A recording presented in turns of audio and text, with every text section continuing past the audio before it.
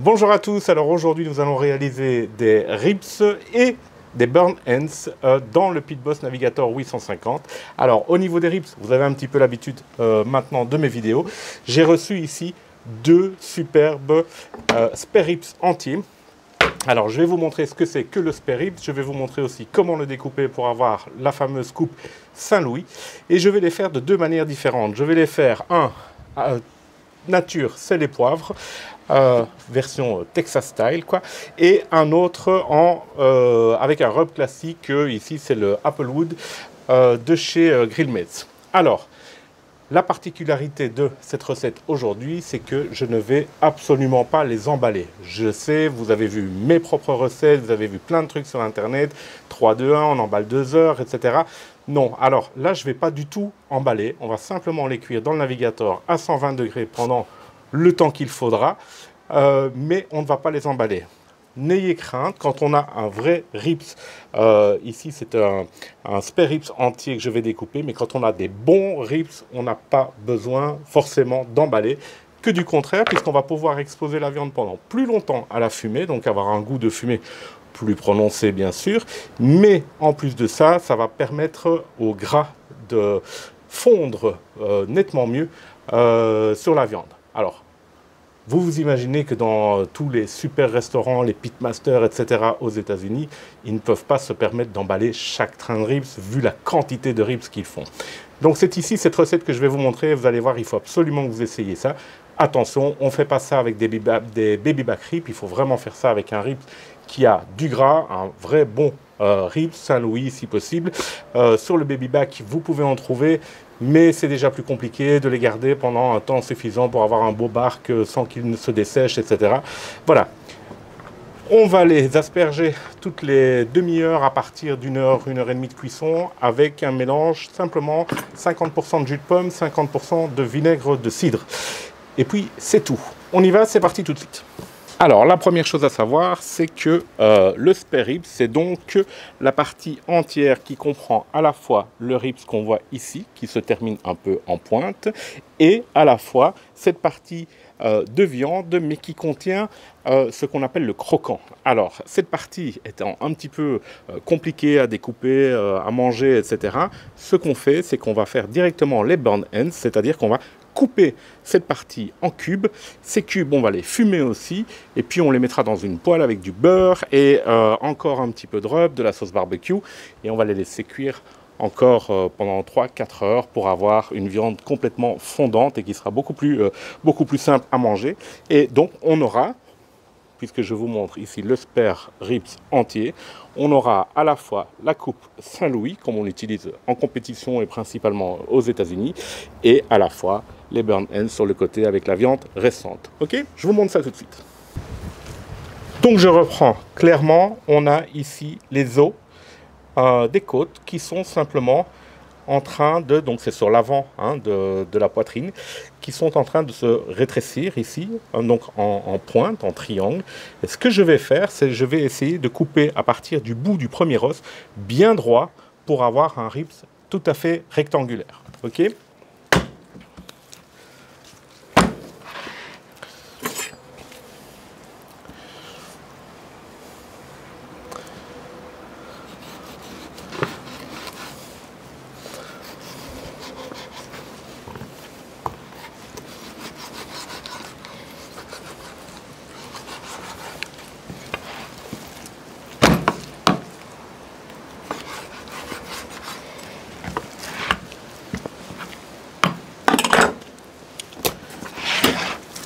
Alors, vous voyez mon ribs, il est quasiment rectangulaire. Si je voulais vraiment le faire comme en compétition, je viendrais couper certainement ici aux alentours du deuxième ou du troisième os pour avoir cette forme quasiment parfaite.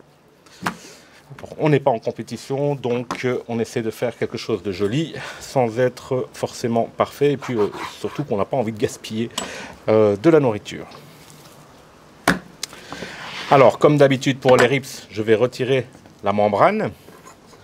Pour ça, j'utilise un couteau à pointe ronde que je viens glisser entre les os, le long d'un os en fait. Hop, je soulève et puis avec mes doigts, je vais venir soulever cette membrane en essayant de ne pas trop la déchirer pour pouvoir la retirer facilement. Je vais nettoyer l'excédent de gras qu'on a ici, simplement, pour que ça soit bien propre. Hop, donc on part au maximum tout ce qui ne sert à rien, puisque de toute façon, cette graisse va fondre pendant la cuisson. Alors, autant en profiter. Retirer le plus gros pour que mon rub puisse bien pénétrer de chaque côté.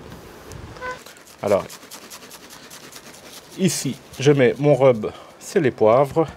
Vraiment comme si j'étais en train de faire un brisket, la même chose. Alors, je pourrais mettre un binder, donc comme de la moutarde ou bien de l'huile.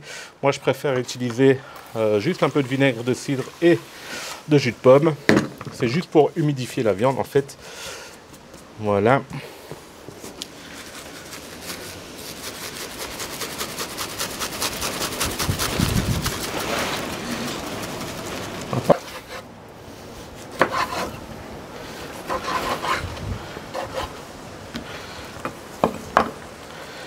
Alors vous voyez, pour les burn ends, on a le cartilage en fait qui se trouve à l'intérieur de la viande et qui est très désagréable en fait à manger. C'est pour ça qu'on fait les burn ends, c'est qu'on les utilise pas comme des ribs parce que c'est vraiment gênant en bouche. Et donc, mais cette viande on peut pas l'acheter forcément.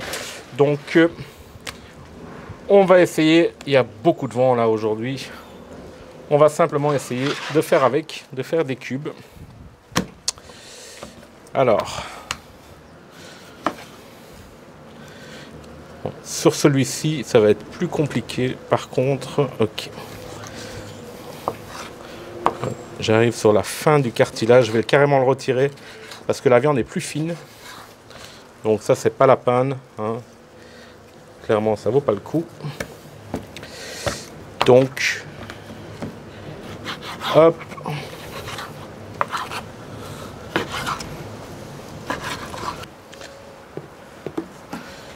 Et pour le rub, je vais quand même utiliser un rub sucré comme le Applewood. Alors, je vais laisser mariner ça pendant 1 heure au frais. Ok, et puis on va démarrer le navigateur.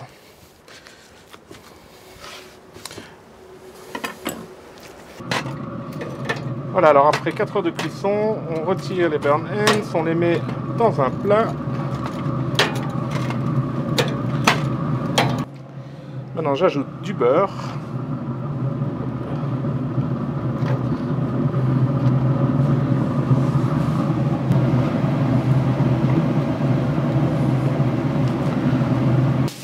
La sauce barbecue va servir de liquide pour braiser en fait les burn ends. Et puis maintenant, je couvre avec du papier aluminium.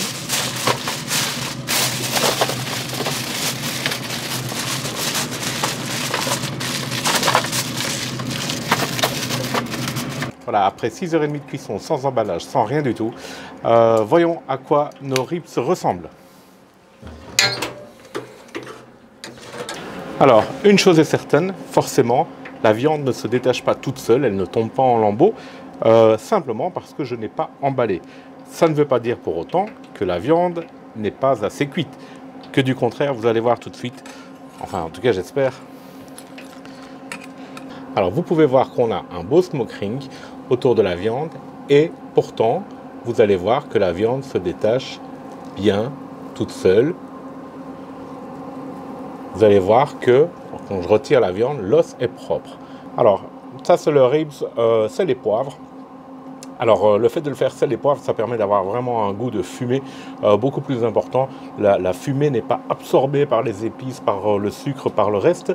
Et ça c'est vraiment chouette. Moi j'adore personnellement, mais bon, chacun. Et vous voyez, l'os est vraiment propre quand je retire la viande. Donc c'est juste parfait. Voilà, j'espère que vous avez apprécié cette vidéo. N'hésitez pas à liker et à vous abonner à ma chaîne. À bientôt.